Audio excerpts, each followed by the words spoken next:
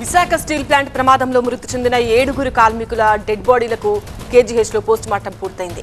Prabhakar, Bhanukumar, Trinatha Rao, కృష్ణనాగు, Venkatappa Rao, Appalaraju, Ramana మృతదేహాలకు postmortem పూర్తి చేశారు. తర్వాత కుటుంబ సభ్యులకు మృతదేహాలు అప్పగించారు. కిమ్స్, సెవెన్ హిల్స్ హాస్పిటల్స్లో మరో 6 చికిత్స పొందుతున్నారు.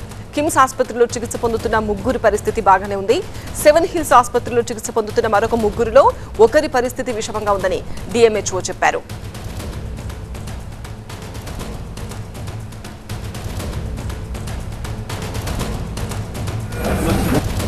ఎనిమిది మంది మరణాలు అయ్యాయి.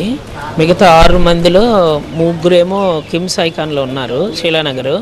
3 సెవెన్ హిల్స్లో ఉన్నారు. కిమ్స్ ఐకాన్లో ఉన్న వాళ్ళు 15%, మిగతా అంతా నార్మల్, ప్రాబ్లం లేదు. కొద్దిగా సెవెన్ హిల్స్లో ఉన్నది ఒక కేసు 90% బర్న్స్ కాబట్టి కొద్దిగా బెటర్గా చూసుకుని అందరూ బాగానే చూస్తున్నారు ప్రజెంట్. ఒకరికి కొద్దిగా సీరియస్గా ఉంది, మిగతా 2 బాగానే ఉన్నాయి.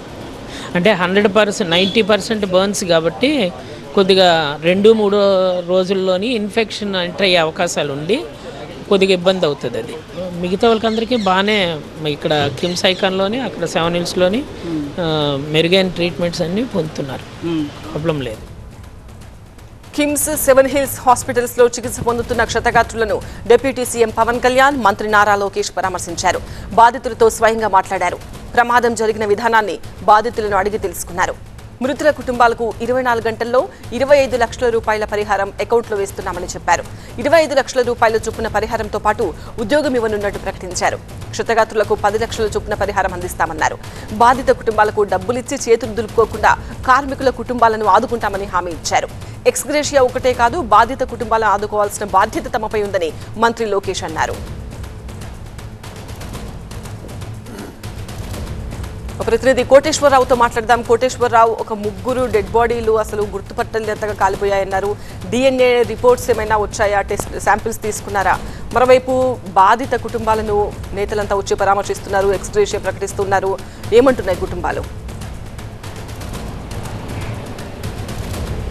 నేను సాయంత్రం 4:30 గంటల ప్రాంతంలో స్టీల్ ప్లాంట్ జరిగిన దుర్ఘటన చాలా ఘోరమైన దుర్ఘటనగా చెప్పుకోవచ్చు. ఎందుకంటే 8 మంది చాలా దారుణంగా అక్కడికక్కడే మృతి చెందిన పరిస్థితి ఉంది. మొత్తం 1540 డిగ్రీల సెల్సియస్ ఉన్న ఉక్కు ద్రవం ఒకసారిగా వాళ్ళ మీద పట్టడంతో ఈ యొక్క ఘటన చోటు చేసుకుంది. ఈ ద్రవం ఎప్పుడైతే పడిందో, ద్రవం పడిన వెంటనే వారు అక్కడికక్కడే మృతి చెందిన పరిస్థితి ఉంది. అందరూ కూడా మాంసం ముద్దల్లాగా అయిపోయారు. ఎవరిని కూడా గుర్తించలేని పరిస్థితి ఏర్పడింది.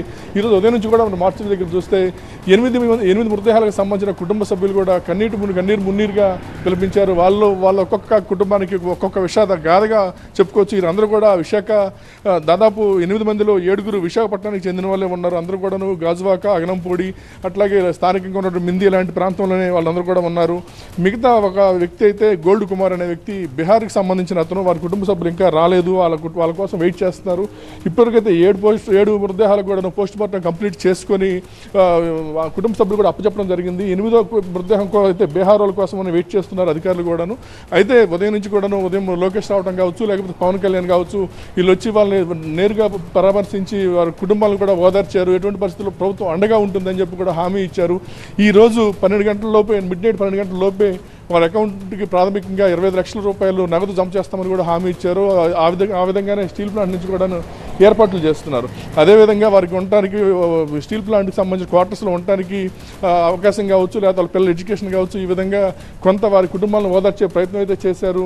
దీనికి సంబంధించి వైసీపీ నేతలు కూడా మధ్యాహ్నం బొత్స సత్యనారాయణ, కురసాల కన్నబాబు, గుడివాడ అమర్నాథ్ కూడా ఈ కేజీహెచ్కి వచ్చి బాధిత కుటుంబాన్ని పరామర్శించడం జరిగింది. గత గవర్నమెంట్లో ఇలాంటి పరిస్థితి వచ్చినప్పుడు ₹1 కోటి వరకు మేము ఇవ్వడం జరిగింది. ఇప్పుడు కూడా ₹1 కోటి ఇవ్వాలని డిమాండ్ చేస్తామని కూడా వాళ్ళు చెప్పడం జరిగింది. అయితే ప్రస్తుతానికైతే ఈరోజు మొత్తం పరామర్శలు కానీ అంతా కూడాను ఉదయం నుంచి కన్నీరు మున్నీరుగా వెలిపించడంతో సరిపోయింది. అదేవిధంగా మనం చూస్తే సెవెన్ హిల్స్ హాస్పిటల్లో 3 ఉన్నారు. అదేవిధంగా కిమ్స్ హాస్పిటల్లో ఉన్నటువంటి 3, మొత్తం 6 క్షతగాత్రులు చికిత్స పొందుతున్నారు. వారిలో సెవెన్ హిల్స్ హాస్పిటల్లో ఉన్నటువంటి 3లో 2 పరిస్థితి అయితే విషమంగా ఉంది. ఒకరికి 90% బర్న్ అయ్యి ఉంది, ఒకరికి 60% వరకు బర్నింగ్ ఉంది. దానివల్ల సెన్సిటివ్ ఆర్గన్స్ అన్ని కూడాను కొంత డ్యామేజ్ అయిన పరిస్థితి అయితే ఉంది. వారి యొక్క ప్రాణాపాయం కూడా ఉందని కూడా చెప్తున్నారు వైద్యాధికారులు. ఏదైనా సరే వారి పరిస్థితి తెలుసుకోవడానికి మరొక 2 రోజులు టైం పడుతుందని అంటున్నారు. అయితే వారి కుటుంబ సభ్యులు కూడాను చాలా విషాదంలో ఉన్నారు. ఎందుకంటే జరిగిన ఘటనపై తీవ్ర దిగ్భ్రాంతి వ్యక్తం చేస్తున్నారు. రైట్ కోటేశ్వరరావు.